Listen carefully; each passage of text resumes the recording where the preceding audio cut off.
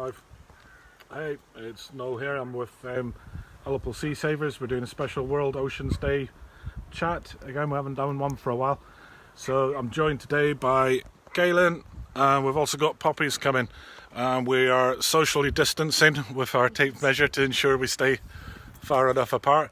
So hopefully we can hear you, Polly. Yeah. Poppy, sorry, Polly. Polly. That's Polly.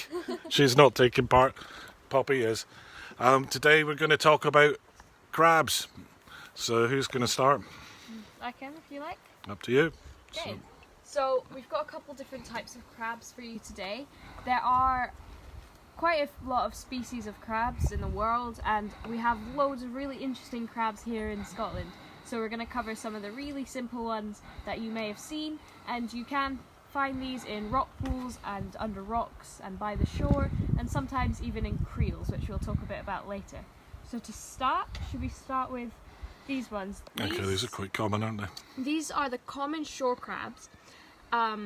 They are super small compared to some of these others. You can see there's another broken one here.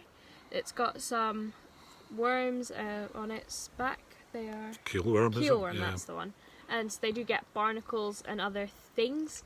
They can be yellow and green. These are actually very orange, these ones. Obviously these are just the bodies. They do have legs. You can see that's a lovely simple example of what a crab should look like. You can tell the females from males really simply, and this is a cool trick we use when crabbing. It's a good one to teach little children. So you turn them upside down, and you can see this is just a very simple diagram of what it would look like. So they should have 4 legs on either side and 2 claws. Cool thing about crabs is, you can't see it on this, but one arm is bigger, and that's the crushing claw, and one arm is smaller, and that's the snipping claw. And it's similar, yeah, I'm pretty sure it's the same. I don't think it's as pronounced as lobsters, but no, maybe, yeah. We'll have a look on the ones later. No, Yeah. I think that's what I was told anyway. Yeah. If there's any crab experts, feel free to correct me. The bottoms are kind of interesting when you see them. You can tell if they're male or female, and a lot of people say triangles and squares. I've never found, a lot of people have told me that, a lot of different groups and little like exercises that I've done with crabs, and a lot of people have told me triangles and squares, but that's not an actually effective system. So by triangles and squares, they draw a square, and if the piece in the middle, this bit, is closer to a square than a triangle, then it's a female. But if it's a triangle, then it's a male. It's like this. Narrower. Is it the other way? No. It's just okay. it's narrower is the thing. Yeah, Main thing. so the males have narrow scabs. So this one, I would say, would be a male. It's like this, and that's because it doesn't have to hold anything there. That's just kind of its tummy, really. With the females, the way it works is they have this incredible thing where they can lift a flap on their stomach to put their eggs in. And this is so they can carry their eggs around and they can maneuver easily. So often you'll find that when you see a crab who is carrying eggs, and they can carry like 30,000 eggs at a time, they are really amazing creatures. This is why they can be more kind of feisty, like someone described it to me as. Well, that shore crabs is worth saying. They can be quite vicious, actually. They can pinch you, and that's what a lot of people don't think. So when picking up crabs, you should be careful, but Poppy can tell you a bit about that. The shore crabs, if anyone is into them, you can get crab nets for a couple of £1, and what we find is bacon's a really good bait for them. We do it down the harbour quite often, and you can get thousands of the things. Yeah. Shore crabs are quite interesting. I was just reading the other day, they are an invasive species to other countries. So out in North America, for example, they're having a problem with them. One of the solutions they've come up with is someone's made a recipe book of shore crabs. I believe they're eaten in France too. I've never tried them, but I have found a recipe book, so I'm thinking about trying some, see what they're like. We don't have any examples of velvet crabs here at the moment, but they're another smaller one that you do get, and they're called velvet crabs because they've got a sort of almost like a fur on the back that feels like velvet. They are edible. They're very sweet. The Spanish love them. They actually go for about twice the price of brown crab out in Spain. But that's another one we don't have here, but they are quite worth watching. And they've got flat back claws. This claw would be flat. So they're a swimmer crab, and they can swim about quite fast in the water. So are you going to tell us about brown crab, Poppy? Yeah. Hopefully you can hear okay. We are at a social distance. So if Poppy has to shout, I'll shout to her. So do we have a brown crab shell? You've got one now, Yeah, yep. Yep. So the brown crab, also known as an edible crab, it's a reddish brown colour as you can see. It's an oval shaped shell and has almost like a pie crust outside of the shell. They have 8 legs altogether, and then they have 2 big rear pincers with black tips at the end, which a lot of people can tell them apart as they're quite distinct. As Caillin has a picture. Cool, that. They're quite powerful too. I've been on the receiving end of ones, and they do give you a good They nip. break your thumbs. So they usually live on the lower shores of beaches and sometimes in the water, and they can swim up to depths of 100 metres deep, which is very deep for a crab. These crabs can live up to 30 to 40 years, Is it that long? which Wow. I didn't think a crab could live up to that long. And they feed on seaweed and algae, and also kelps and whelks and mussels. They are quite predatory. That's how, for catching them, the fishermen can use all sorts of bait and stinky old fish bones and things. They will attract them. They're also known for using their huge claws to dig for razor clams as well. Oh, really? Yeah. All right. Maybe we need to get them for when we're spooting next. Pet crabs that you can like set on spoots. So these crabs are pregnant for 2 weeks, and their mother will sit on the crabs for 2 to 3 weeks until they spawn and hatch. Cool. Is it worth mentioning how they're caught? Will we do Yes, can we do? that? A lot of people. Do you want to do it? Explain how they're caught. So this is not the nicest of creels. This is actually quite broken. This is one we got on a beach clean actually, and it's not a crab one, but it works in the same principle. Okay, so when they do them, they can do them. Some people they go from anything from batches of 5 for just domestic quantities to industrial scales like 50. Up to 100, I think. Even around here they don't usually hit quite that high, but they can get quite a lot. So these are, you throw them over the side, or they get put over the side. So they have a buoy on the top usually, and they put them down. Inside them they have a bait bag. I'm not quite sure where it's. Yeah, this one's slightly different. This one, So yeah, okay, so- normally it would be in the middle there. And you open that and you can put a mackerel or whatever you have for bait. Often it is just whatever they're catching. And then inside these ends close, and often if that clip doesn't work. Yeah, this one's broken, But then usually there's a rope and you clip them closed on either end. They can sit down for quite a long time, but it's bad to leave your creels out for too long because they start to get jammed. So this bit I only learned recently how this works, so I'm not quite sure that I'm being definite here, but you the crabs smell the food and they come in. If I turn it on its side, you can see these, and they go in, they climb through, and they get stuck on the inside because they can't come back out. Now usually after there's a few crabs or however many they catch or whatever it is that they're catching, doesn't have to be crabs, they do catch some other things like this. You pull up the buoy, and then you can unclip them and empty them.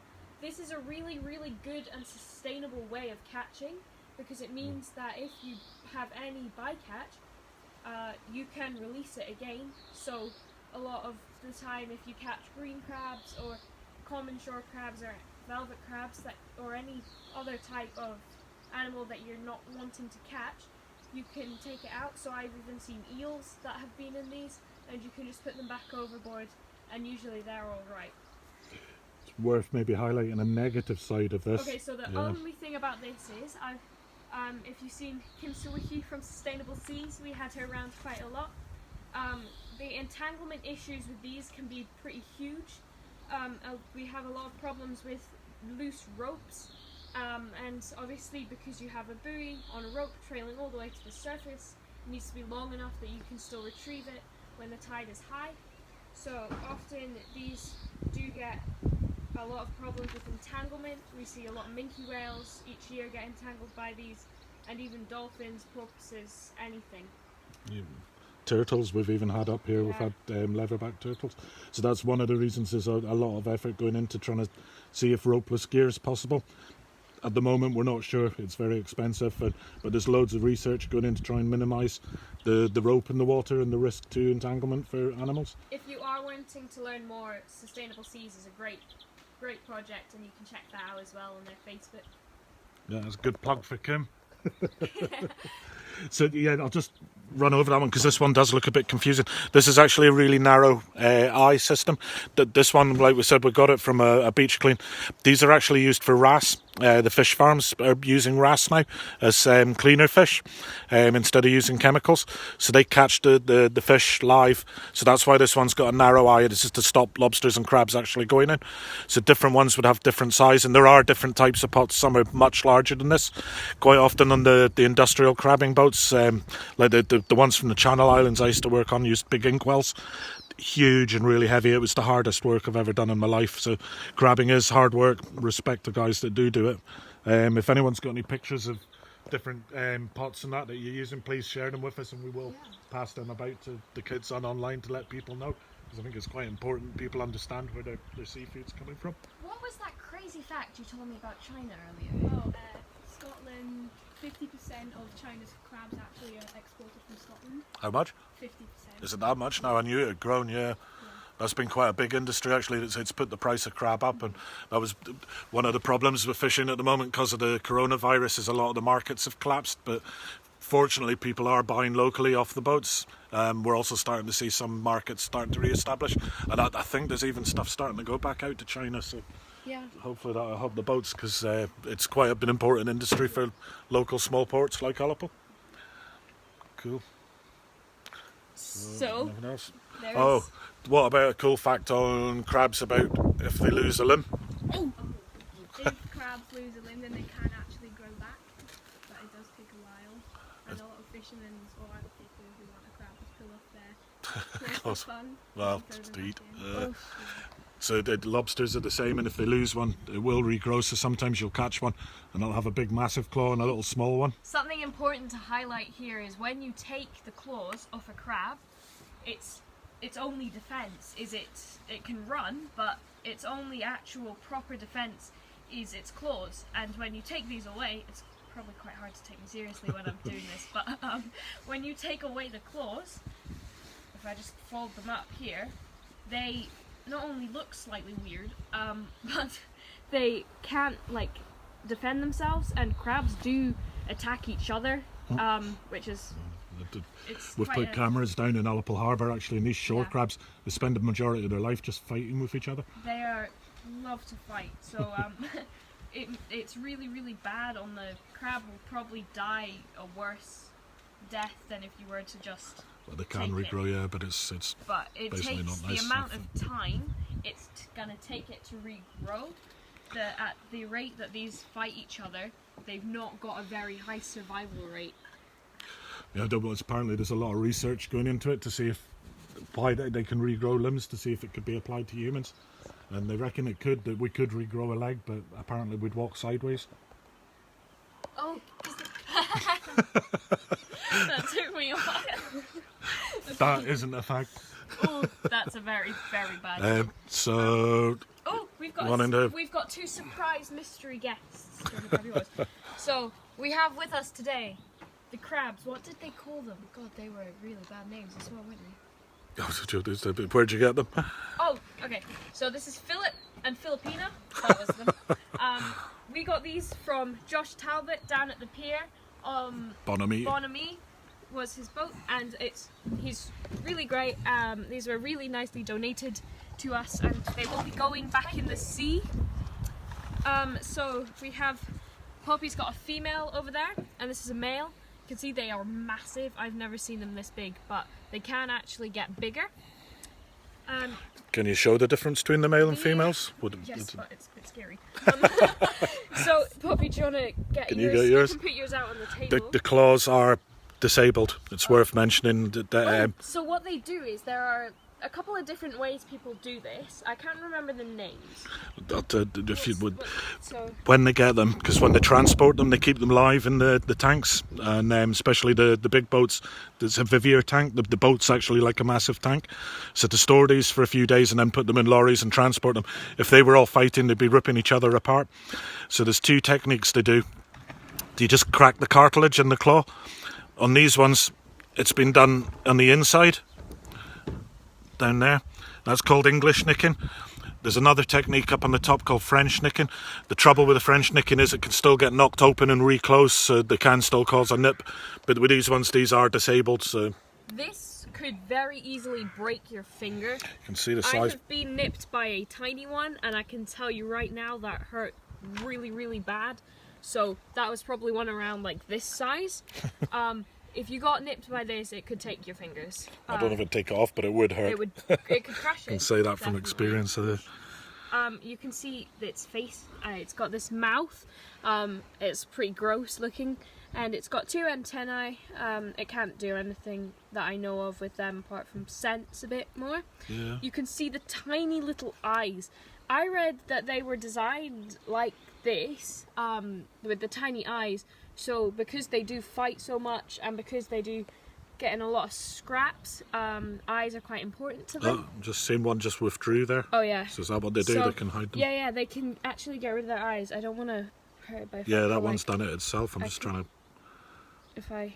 Yeah, touch so they it. can withdraw in and protect Sorry. themselves. I Right. didn't mean it.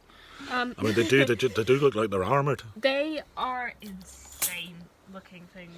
Can you get yours out? Cool stuff. Oh, okay. So, over, get back to the distance. This is the male, isn't They are strong. I mean, even their legs here, you can see when they get hold of something. it? Yeah, Female. that's the female. So So, still trying to go for me. being quite in a scrap. So this female, you can see the eggs go there. I'm not going to put my finger in because their legs do. That is a very actually pronounced stab wide you. triangle though. You can see the gills, which are for oxygenating the eggs. Though they don't rotate the eggs, they do need to oxygenate them plenty so that they are free to hatch. And this one, This yeah, you can one? see it's much narrower, the triangle bit underneath. So it is quite easy to tell, and most species seem to be the same. Yeah. Well, apart from hermit crabs that live in shells, I don't know how you'd tell them. It'd be interesting to know though, so if anybody does know that one. So cool, yeah. So cheers to Josh for these. Thank you. They are really tasty. Personally, I prefer lobster. Well, you said they're going back in the sea. I'll just say they're going into some water. Which might get me into trouble, but no, if you like crab, they are good. It's a good one to go and get. It's quite cheap compared to lobster. And some people think it's actually tastier. They're a lot fiddlier to get in about. I quite like crab, but It's pets. yeah. So, anyone else? Any facts or info? I've got some facts about the broad-clawed porcelain crab. I don't know if these. We haven't. Those are weird looking things. Seen one We on? do not have a shell. You don't find them so much anymore. They are very small and they like to hide from you. Poppy's got all the information. So they like to hide under small rocks, and they only go up to 15 millimeters, so that's really small. Well, yeah. Have little tiny hairs on their legs to help them disguise in with the rocks. Also, they eat plankton. yeah, and they can be found in the jetty and also found deep in rock. Cool. No, I think They're often mistaken for baby crabs, which is a good one to look out for. They are really pale, but they can obviously grow algae on them. Like all of these, you can see he's got some common acorn barnacles and some lugworms and a couple other little scrapes and stuff on him. The same goes for like all the different types of crabs. They grow all sorts of stuff. You can see here, this is quite an interesting one. It's actually got some little remains of eggs that have been dried out on it as well. If you want to see the inside, these gaps that Poppy described them as a pie crust, you can see they are actually hollow on the inside. I didn't notice this until quite recently. And you don't find these so often washed up on the shore. Definitely not at this size. Anyway, this one was found in a rock pool, already dead, I should add. And you can see, obviously these ones were caught in the fields. Cool. So is that crabs kind of covered? Yeah, I think we've got Cool. a really cool surprise for next time. Another type of crab. Well, I got it. Yeah, you should show it. This is a different type of crab. You may not have seen it before. I think it looks like a dinosaur. Noel disagrees. Do you want to get it out? Sure. I've just got to put this crab somewhere. Put it back in this. Put it back in his little pocket. So this one we're actually going to, although it's a crab, we're going to do a special talk on this one because we think it deserves it. It looks a bit like a dinosaur, you're right. But this is actually a horseshoe crab. And someone in America sent this to me, so we're not going to tell you about it just now, other than say it's a really amazing animal, and we'll be doing a chat on that soon. Yes. Hopefully. We will speak to you about this one next time. Cool. Until then. Okay, so hope everyone's okay on lockdown, and having nice weather like us. Bye from me. Bye from me. Bye from me. Cheers everyone. Bye bye.